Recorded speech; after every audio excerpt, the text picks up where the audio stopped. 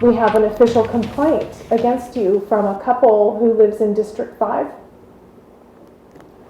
Can we run that? Margot and I were deeply in love, just as we still are. I was a little older than she was, and for Valentine's Day I purchased 2 Sail Away kits. I wanted something unique but romantically young. She loved the idea, and we both wanted a new start. My divorce had been filed, and I expected to be free to marry within a year. Broderick was getting ready to file for his own divorce, but he wanted to wait for the right time, when his last child was away at college. I gather you two were having an intimate relationship? Well, if you're asking if we had an affair, the answer is yes. Yes. I had purchased tickets on Flight 3 for both of us. The Sail Away investigators had interviewed us, and we were cleared to go. But when Dr. Sael reviewed our file, he, on his own, decided to accept only my application. Broderick's flight would have to wait until his divorce was complete. In his opinion, he doubted that Broderick would actually go through the divorce.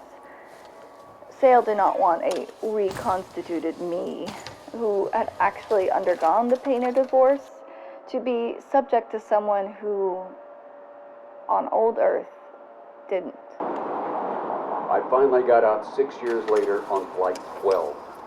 Now Margot and I are back together, but she has this nagging suspicion that I didn't actually get the divorce and that Margot and I didn't actually get married, but I would have had to. Otherwise, they would have never put me on the flight. The problem is,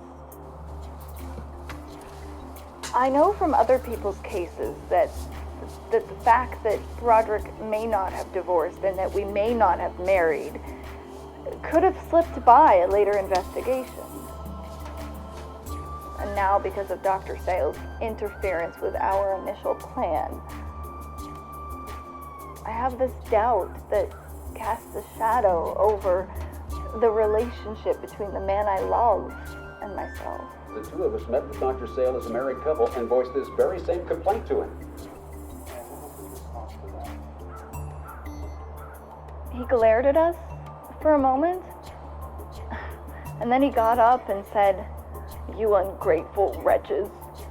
And then he just walked away without saying anything. I couldn't believe it.